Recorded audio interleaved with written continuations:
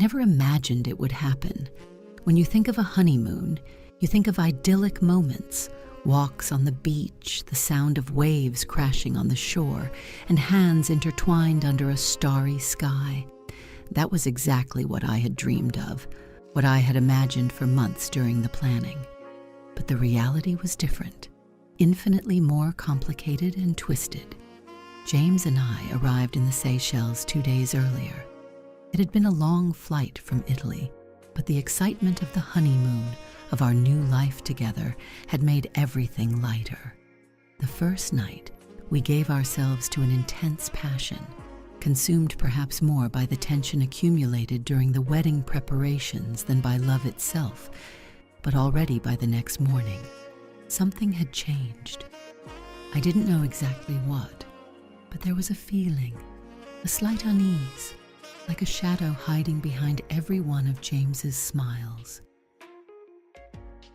The resort was heavenly, private villas overlooking the ocean, lush greenery embracing every corner, and the scent of tropical flowers mixing with the salty breeze. But James seemed distant, lost in his thoughts, absorbed in a kind of emotional isolation I couldn't penetrate. And so, starting from the second day, I often found myself alone, exploring the resort and its wonders, while he took refuge in reading a mystery book he had brought along. I remember the exact moment I saw him for the first time. It was the third day, and I was walking along the beach, my feet sinking into the soft, powder-white sand, when I noticed a man sitting on a rock not far from the shore. He was facing away, but his athletic physique was clear, his dark curly hair tousled in all directions by the wind. He wore a white linen shirt open at the chest and khaki shorts. He seemed to be completely lost in the ocean view, or perhaps in equally deep thoughts. Curious, I kept walking, getting closer without even realizing it. When I was close enough, he turned. He had deep hazel eyes and a disarming smile that lit up the moment he saw me. There was no awkwardness or surprise on his face, just an absolute calm, as if he had been waiting for me forever. "Hi," he said, in a warm, deep voice, his Italian almost perfect but with a slight foreign accent that I couldn't immediately identify. "Hi," I replied, perhaps a bit too quickly, feeling my heart race for no apparent reason. "Are you new here?" he asked, even though he seemed to already know the answer. "Yes, I arrived a few days ago," I said, trying to keep my voice neutral, but his presence made me uneasy, as if he could read me from a single glance. "Welcome then. I'm Alex," he said, extending his hand. I hesitated for only a moment before shaking it, noting his grip was strong, but not too tight, confident, but not overbearing. I introduced myself, but I didn't add anything else. Maybe I should have mentioned my husband, the honeymoon, explained my situation right away. But something held me back. Perhaps it was the desire to be seen as a woman, not just a newly married wife. Perhaps it was a latent curiosity starting to grow in my chest. We talked for a while. He told me he was French, from Marseille, a travel photographer who had decided to take a break to seek new inspiration. He listened attentively, his eyes never leaving mine, as if every word I said were of vital importance. It had been so long since I felt so listened to, so seen. James, despite always being a caring man, had recently seemed distant, as if we were two planets, revolving around the same sun, but on opposite orbits. That day, and in the days that followed, I met Alex several times, sometimes by chance, sometimes less so. We began to talk more often, walk together along the beach, or sit at the resort's bar, sipping a drink at sunset. He was always kind, never intrusive, but there was something in his eyes, an intensity, that made my heart beat irregularly. I didn't dare tell James about these meetings. After all, there was nothing wrong with innocent conversation. But I knew that something inside me was beginning to change. The turning point came one evening when James told me he would be going fishing offshore with some of the other guests. It was an excursion that would take all night, and I decided to stay at the resort. I felt relieved, almost happy to have time to spend alone, or at least that's what I thought. As usual, I found myself at the beach bar, sitting on a stool with a glass of white wine in hand. Alex soon arrived, wearing a dark blue shirt that brought out the color of his eyes and light linen trousers.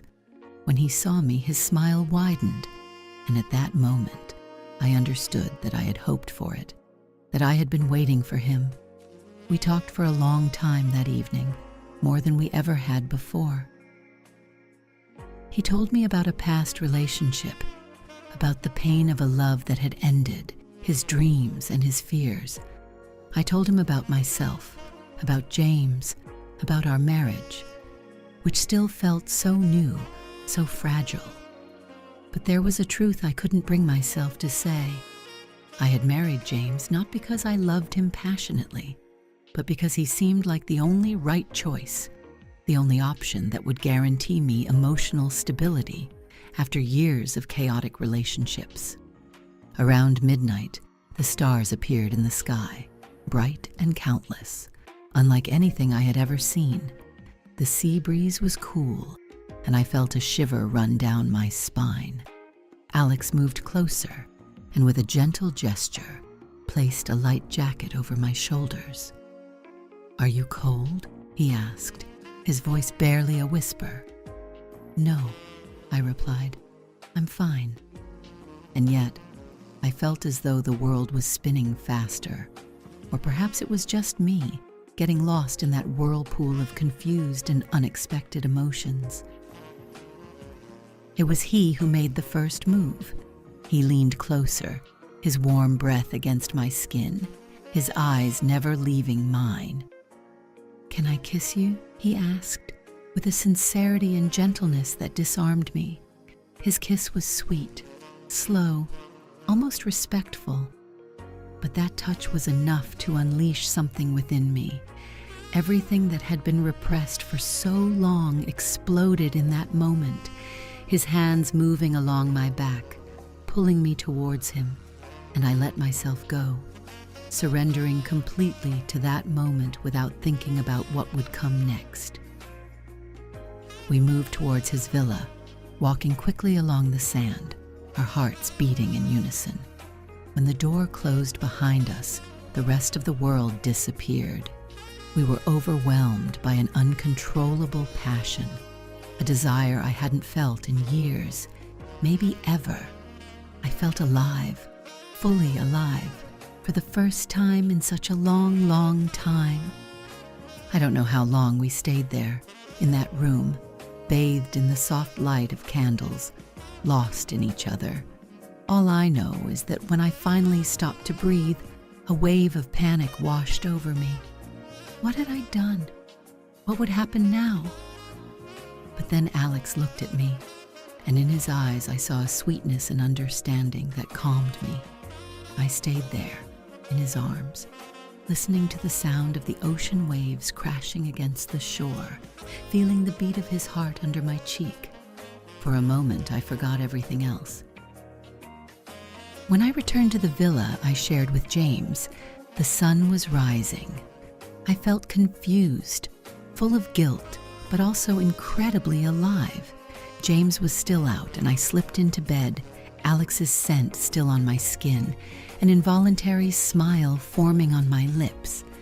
I didn't know what would happen now, what the future held. All I knew was that something had changed within me, irrevocably, and no matter how sorry I felt, I couldn't entirely regret what had happened. Maybe it was a mistake. Maybe it was a moment of weakness. Or maybe it was simply the call of the ocean, a freedom I hadn't realized I longed for until I found it. The next day, everything seemed back to normal, but nothing really was. James returned at dawn, with a tired but contented smile and the smell of the sea still clinging to his clothes. He hugged me with that tenderness that had always made it so easy to love him. I hugged him back, trying to suppress the guilt that tightened around my throat. I felt a knot in my stomach, as if an invisible weight were slowly crushing my chest. I said nothing. How could I speak? It would have meant breaking the spell, the fragile illusion of serenity that still lingered between us. And so, I began to lie, lying with my gestures, my smiles, my words. The lies slipped between us like invisible threads, weaving an intricate web I felt unable to escape. Every time James touched me, every time he looked at me with affection, my heart broke a little more.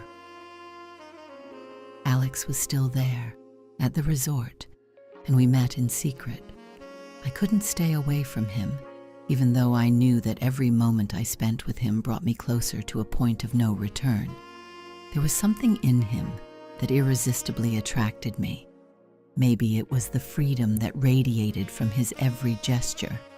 Maybe it was the way he made me feel alive, as if the world were full of unexplored possibilities.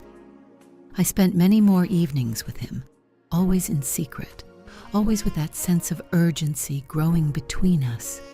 Every time we kissed, every time we made love, I felt myself lose a little more, the guilt mixed with the desire, creating a dangerous cocktail that made me addicted to that feeling. A part of me wanted to stop, confess everything, try to put the pieces of my life back together.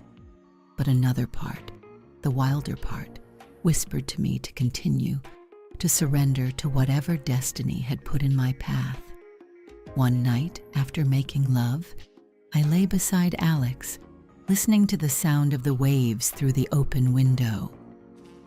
"I have to tell James," I said suddenly, breaking the silence. Alex turned towards me, his eyes filled with that sweetness I had come to recognize. "Do you love him?" Alex asked, his voice calm. I hesitated, searching for the answer in the darkness of the room. "Yes," I finally replied, but the word sounded hollow, like an automatic response, devoid of meaning. But I didn't love him the way I thought I did, not the way I should have. Alex didn't say anything for a moment. Then he turned back, staring at the ceiling with an expression I couldn't quite read. "I'm not here to judge you, you know," he said eventually, "but you need to be honest with yourself, above all." Those words stayed with me, following me like an echo in the hours and days that came after. I realized I had to make a choice. I couldn't keep living in that limbo, hiding behind lies and silence. But the choice wasn't as simple as I wanted it to be. One afternoon, James suggested we go for a boat ride, just the two of us. "We need some time together, don't we?" he said with a smile. I nodded, trying to hide the tension that gripped me. The boat moved slowly away from the shore, pushed by the calm ocean waves. James was relaxed, happy, and I tried to emulate him.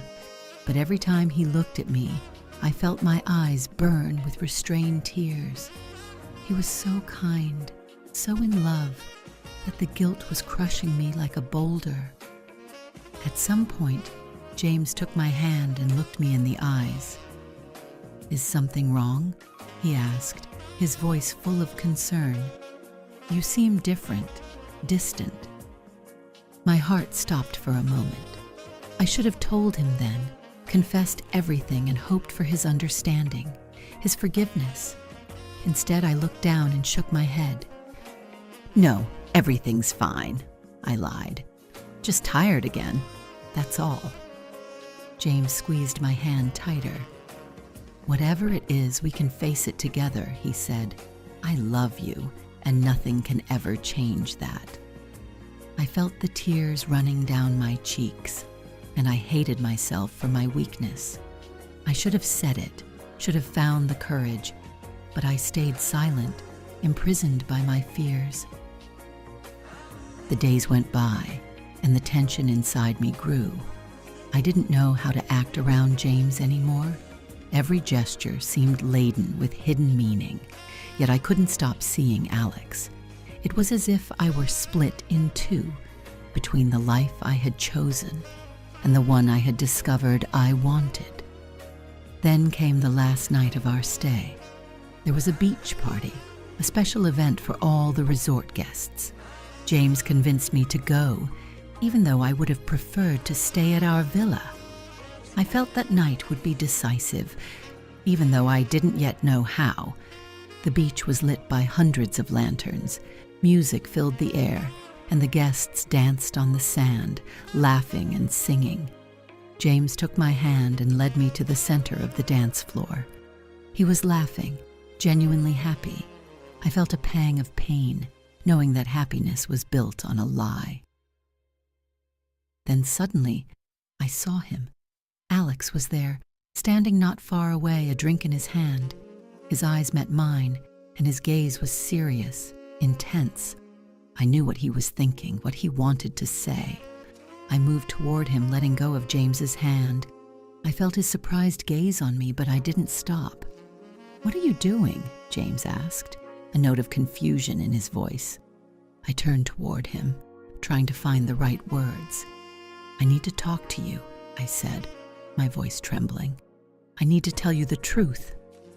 James looked at me, and I saw the color drain from his face.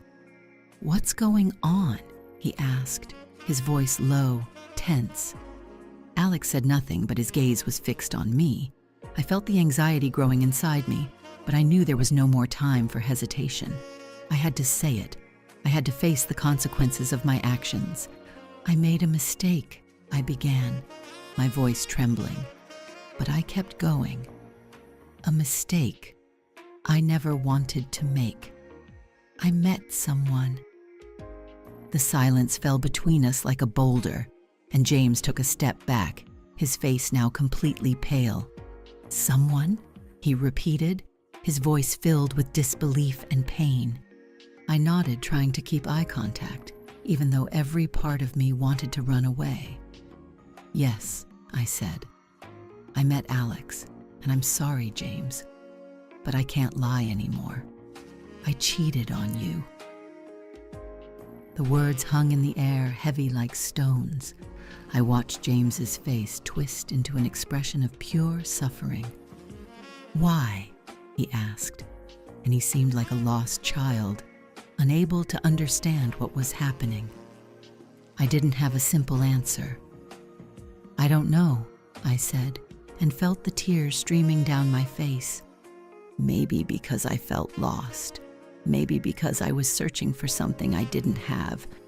But it's not your fault, James. It's mine. James shook his head, as if to shake off my words. "I can't believe it," he murmured. And then, without saying anything else, he turned and walked away, disappearing into the celebrating crowd. I stayed there, motionless, as the world around me kept spinning. Alex took my hand, but I pushed him away. "I have to go to him," I said, my voice a broken whisper. "Do you really want to do that?" Alex asked, the pain evident in his eyes. "Yes," I replied. "I have to." I ran through the crowd looking for James, but when I finally found him, it was too late. He was on one of the small boats, ready to sail away from me. I tried to reach him, to call out to him, but he never looked back. I stood on the shore, watching the boat fade into the darkness. I knew I had lost something precious, something I might never find again. But at the same time, I felt that, for the first time, I had made a choice. A difficult, painful choice, but mine. The wind blew hard, and the ocean kept whispering its secrets, indifferent to my pain. In that moment, I realized that whatever path lay before me, I would walk it to the end, without hiding anymore. The story is over, But if you want to hear other stories of secrets and lies, click on one of the videos you see here on the screen, and remember to subscribe to the channel for new, intriguing stories every day.